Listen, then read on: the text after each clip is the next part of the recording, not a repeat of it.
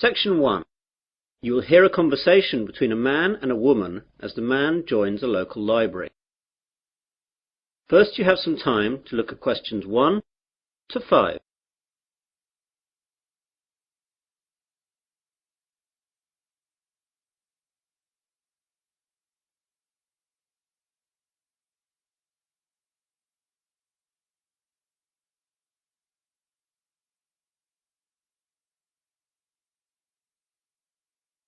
You will see that there is an example.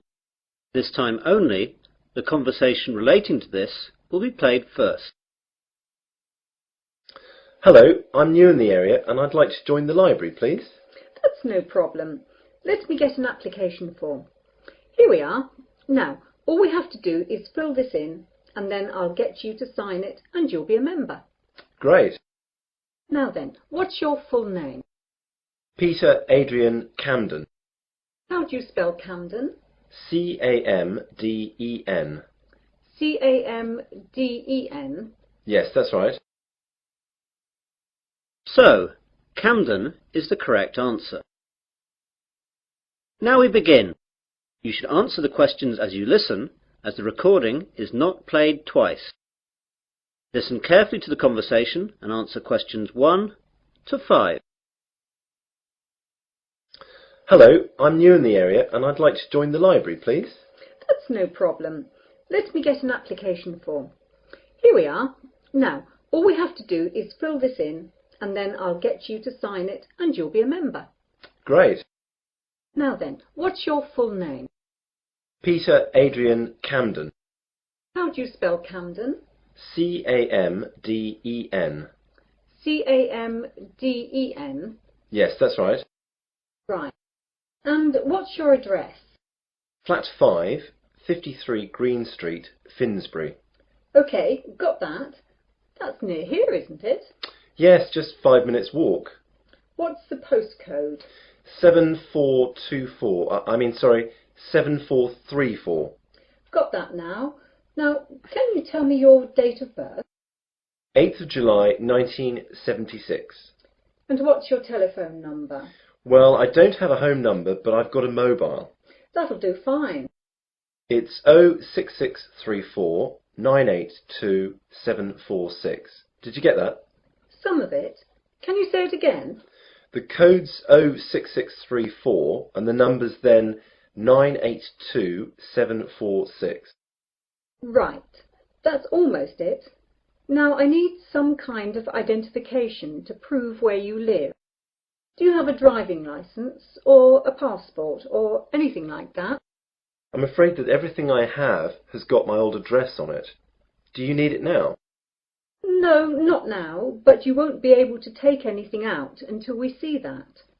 Wait a minute. I've got a letter addressed to me here that arrived this morning. Will that do? Oh yes, that's a good idea. That will be fine. Let's look. OK, well that's finished. Before the conversation continues, you have some time to look at questions 6 to 10.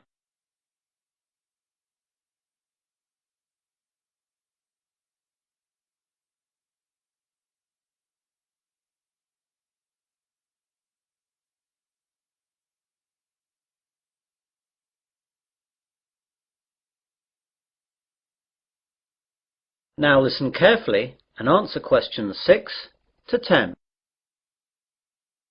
Could I ask you a few questions? The council that runs the library is running a survey to find out what kind of books people prefer so that they can direct their buying. Yeah, no problem. OK, so what type of books do you like? Well, I'm very keen on mysteries. You know, when a detective is trying to find out who did the murder. Historical novels interest me too. Romance, never. My sister loves them, but they bore me to tears. I quite like books on animals too. I get them out sometimes.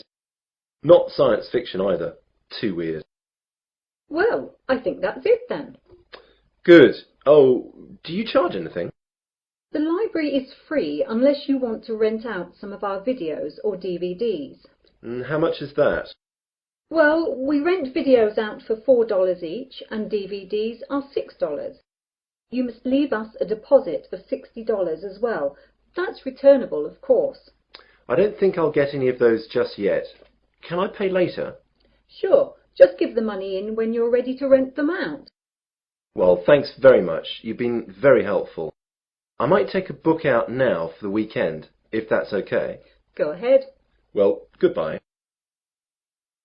That is the end of section 1. You will now have half a minute to check your answers.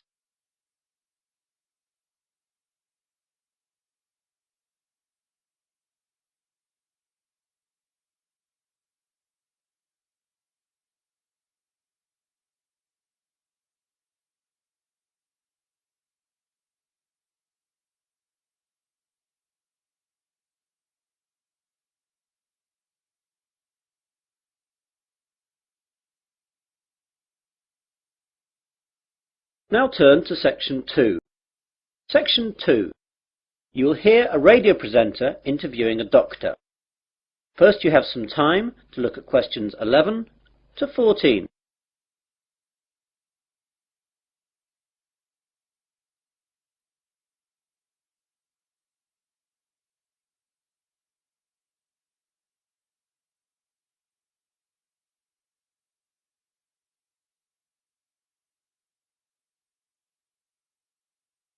Now listen carefully to the interview and answer questions 11 to 14. Hello everyone. I've just been joined in the studio by Dr. Matthew Johnson. Dr. Johnson works at the Wesley General Hospital and he's here today to tell us all about giving blood. Good morning, Matthew. Good morning. So Matthew, why is it important for us to give blood? Donating blood is not important. It's actually vital that people do this. Without donated blood, thousands of people would die every year, and it's something that could affect everyone. We all expect blood to be there for us, but barely a fraction of those who can give do. Yet, sooner or later, virtually all of us will face a time of great vulnerability in which we will need blood, and that time is all too often unexpected. The need for blood is great. On any given day, an average of 38,000 units of red blood cells are needed. Blood transfusions are often needed for victims of things such as accidents and burns, heart surgery, organ transplants, and patients receiving treatment for leukemia, cancer or other diseases. In 2002, nearly 29 million units of blood components were transfused, and with an ageing population and advances in medical treatments and procedures requiring blood transfusions, the demand for blood continues to increase. We really need that much? Yes, and we need it now. Blood supplies nationwide have reached critically low levels, with less than 1 day's supply of several blood types. Thousands of accident victims, cancer patients, premature babies, and countless others who need blood to stay alive are hoping you'll care enough to help them. All blood types are needed. You now have some time to look at questions 15 to 20.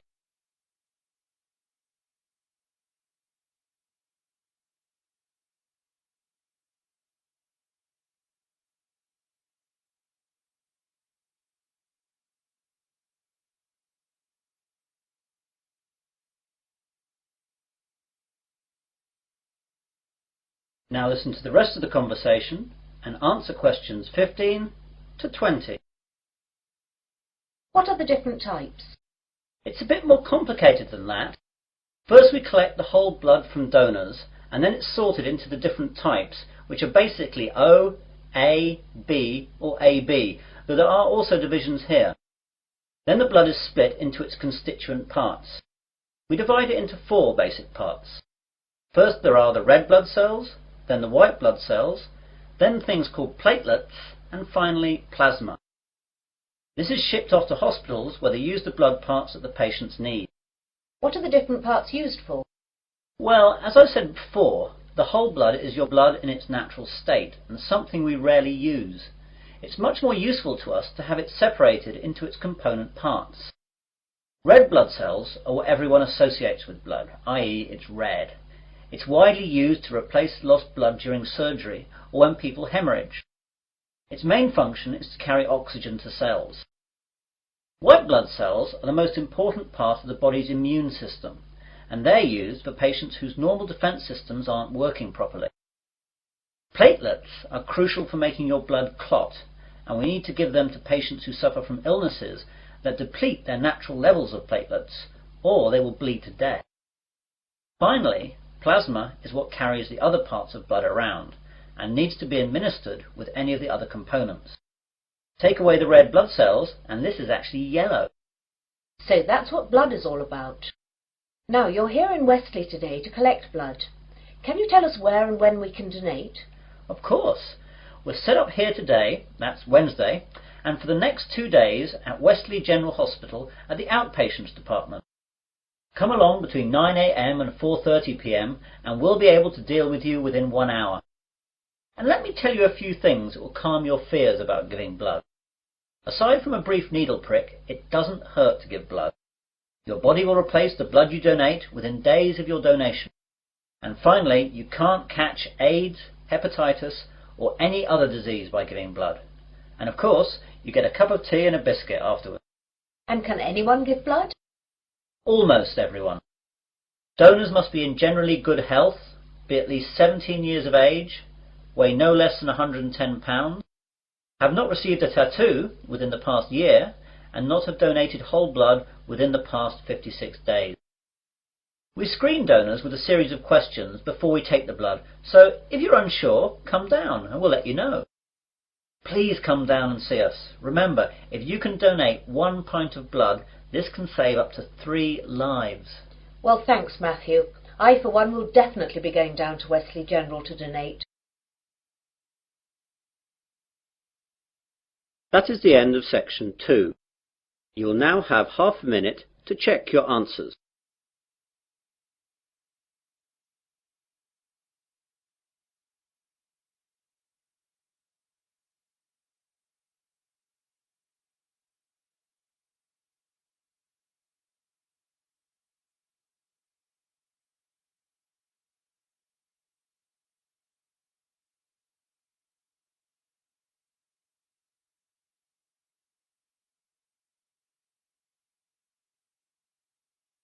Now turn to section 3.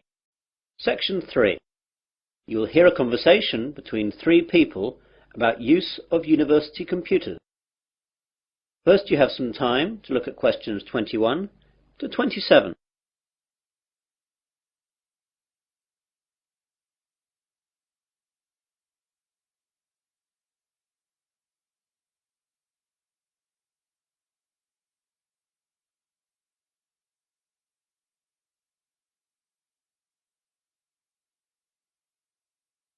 Now listen carefully and answer questions 21 to 27.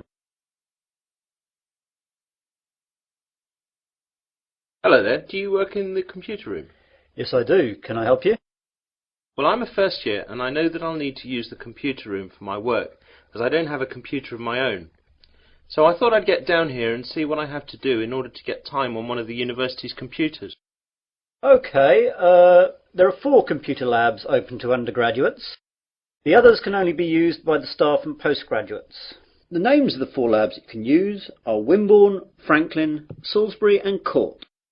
Wimborne and Court are in this building, the Johnson building. Franklin is in the Computer Sciences building, and Salisbury is in the library. So I can use them whenever I like? Well, you can use them, but not whenever you like. As you can imagine, they're in quite a lot of demand, so you have to reserve your time on a computer. In each of the labs there is a reservation book, and you can reserve your time on a computer in that for 2 hours daily. If a computer is free, though, you can go on it straight away. It's quite straightforward, but be sure to always write your name in the reservation book in pen, or someone can rub it out and put their name in instead. Oh my God, does that really happen? I'm afraid so, and far more often than you would think. When people are stressed about their assignments, they'll do anything to get some time on the computers. Better not try it yourself, though, or you'll be banned from the computers for the rest of the academic year, and your password and username will be taken away. That reminds me, I've got to get a username and password. How do I go about that then? Well, what I'll do is to pass you over to my colleague Jane, as she's in charge of all that. Jane? Yes, Dave? I've got a new student here wanting to find out about usernames and passwords. Can you help him out with that? Yeah, sure. Hi there. Hi. Well, it's a straightforward process. First of all, tell me your name and I'll type it into the system. James Smith. Right, let me do that. You see, all students are automatically given a username and then they just choose a password themselves. OK, so your username is JamesSmith2. That's all small case. That means there must be more than one of you at the university at the moment. Well, what do you want your password to be? I think I'll choose biology, as that's the subject that I'm studying, though my girlfriend Mary will be upset that it's not her name I'm using. Well, that's all done. You can now use any of the 4 undergraduate computer labs. By the way, can I print out stuff at the labs? Yes, you can, but sometimes it's not quick. When you print, it goes into a queue and it'll be left in a tray in Franklin, as that's where all the main printers are. The good bit is that, although last year it cost 3p per page, now it doesn't cost you anything. You now have some time to look at questions 28 to 30.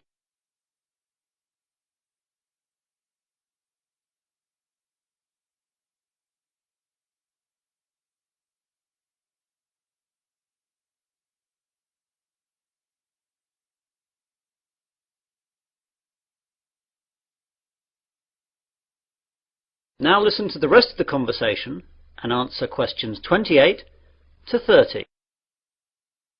I don't really know much about computing. Is there any training available?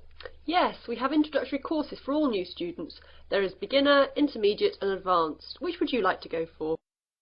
Well, I have done some, but I don't know if I'm up to anything more than beginner. I'd better stick with that. Intermediate could be too tough. Well, your course is in Franklin then. We're in Court now. You know where that is. That's in this building too, isn't it? No, that's Wimborne you're thinking about. Franklin's over in the Computer Sciences building. Anything else? I don't know what time the course starts. Let's have a look then. Advanced starts at 4:30 in the afternoon on Mondays, but yours is the day after at 5 in the afternoon. Are there any other times, as I've got a part-time job then?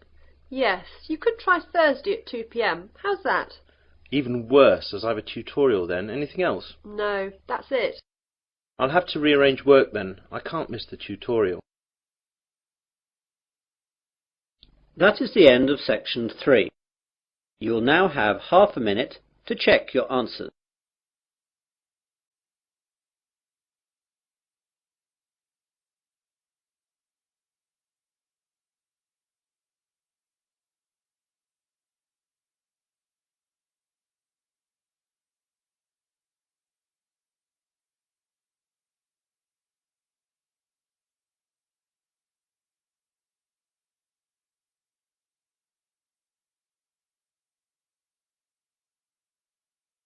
Now turn to section 4. Section 4.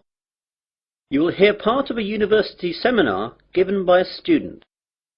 First you have some time to look at questions 31 to 40.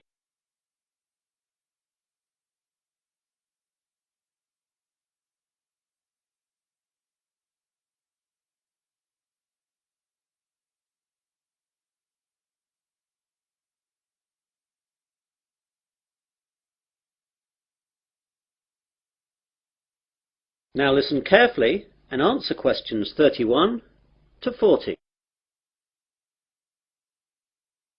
Good afternoon, everyone.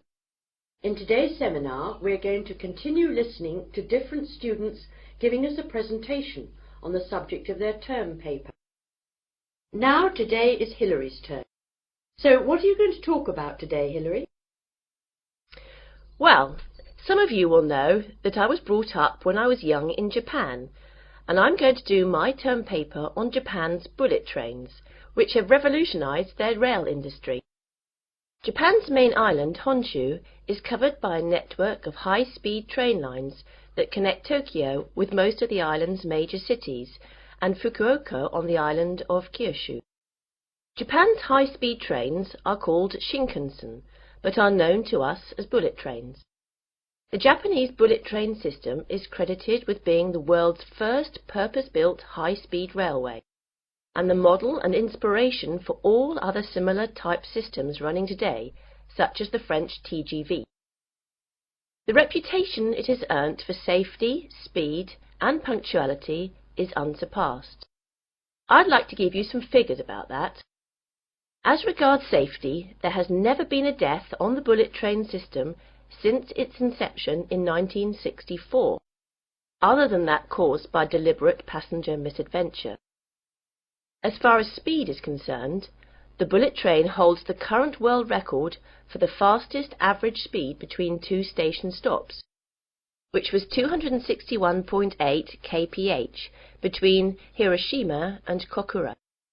The train travelled 192 kilometres in 44 minutes. This record is from the 500 series Nozomi trains, running at a maximum speed of 300 kilometres an hour between Shin Osaka and Hakata. I'll talk more about them later. The punctuality puts European train services to shame. Most trains arrive at their destination after several hours to within the second. In 1 year, the total time that all bullet trains were late by was 12 seconds.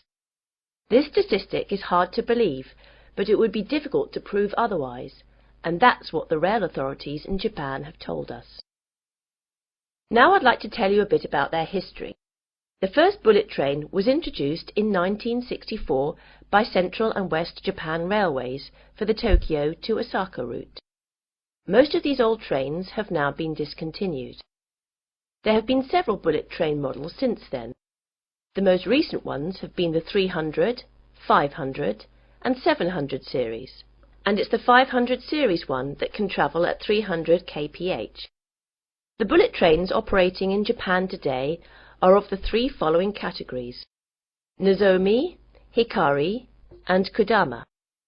The Nozomi trains stop only at the most important stations and reach Osaka from Tokyo in only about 2.5 hours, and it's the most modern of bullet trains that serve as Nozomi. Hikari trains stop a little bit more frequently than Nozomi trains and need roughly 3 hours to reach Osaka from Tokyo. Kodama trains stop at all stations, and they are the local trains among bullet trains. Older models of bullet trains serve as Kodama. I'd like now to talk a little bit about the technology involved in bullet trains. The Shinkansen bullet trains consist of electrically powered cars. That means basically all individual cars are equipped with electric motor driving systems. This is in contrast to locomotive trains, in which the locomotive pulls the passenger coaches. The realization of the high-speed Shinkansen with the electric train system had a great significance. The French Train à grande vitesse, or TGV, runs on a centralized power system, in which the heavyweight, high-output locomotives at both ends pull the passenger coaches. It's a system suitable to European railways, which run basically on straight tracks in wide plains with solid foundations. However, it is unsuitable in Japan, where the ground is flimsy and the tracks full of curves and undulations, and intercity distances are short, making it necessary for the trains to accelerate and decelerate frequently. One of the advantages of the electric car system is that the motor functions as a brake to reduce the speed of the train. When the power feed to the electric car motors is stopped, the wheels continue revolving, keeping the motors rotating, resulting in electricity generation by magnetic induction. As the force acts in the direction opposite to the axle's motion, it functions as a brake to the train.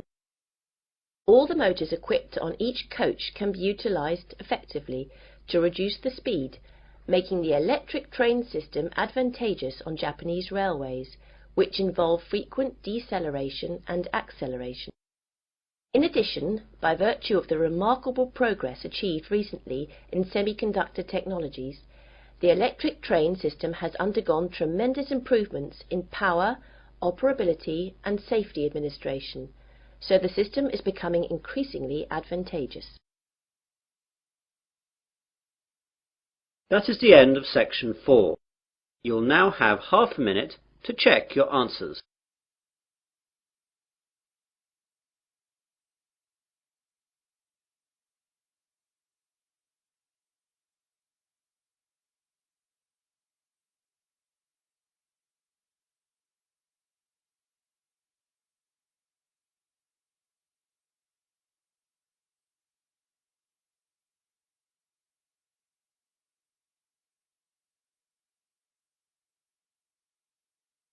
That is the end of listening test